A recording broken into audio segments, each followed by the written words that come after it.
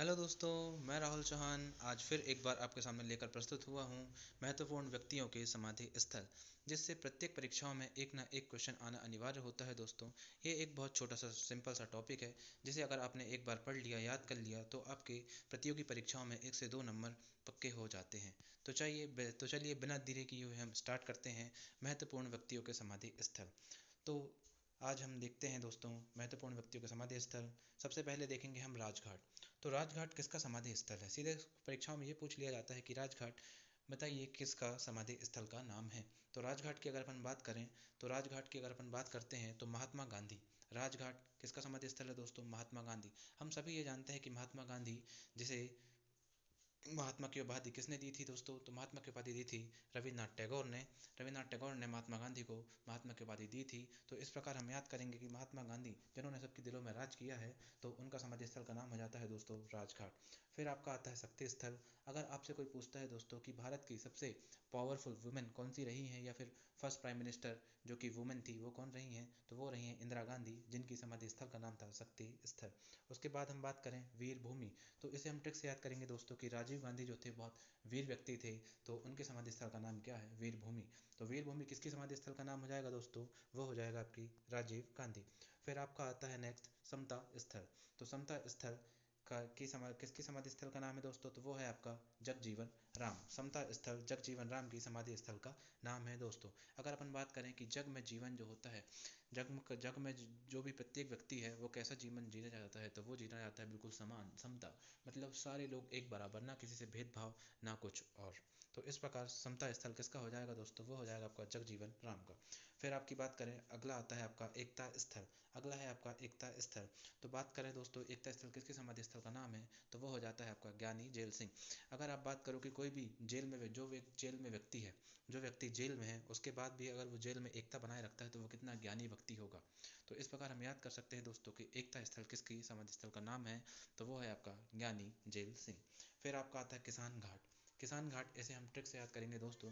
किसान घाट, आपने देखा होगा कि किसान कभी भी अपने खेतों में जूते या चप्पल डालकर नहीं जाता है। किसान कभी भी अपने खेतों में जूते या चप्पल डालकर नहीं जाता है। तो इस प्रकार हम याद करेंगे दोस्तों, किसान अपने पैरों से अपन कनेक्ट करेंगे दोस्तों किसको? चरण को।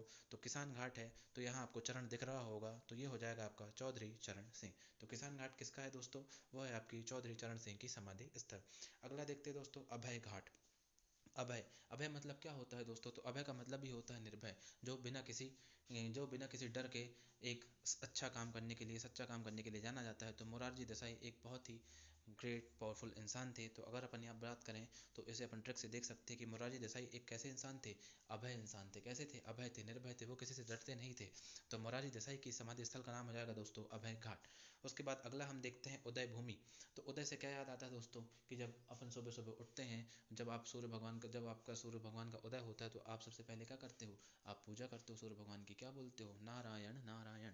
तो उदय भूमि का क्या हो जाएगा दोस्तों? वो हो जाएगा आपका के आर नारायण। ये एक छोटी सी ट्रिक है दोस्तों, जो अगर आप एक बार भी सुन लेते हो, तो आप परीक्षाओं में बिल्कुल भी इन क्वेश्चनों को गलत नहीं करोगे। तो इस प्रकार आप सिर्फ सुन लीजिए दोस्तों, आपको ये याद हो जाएगा।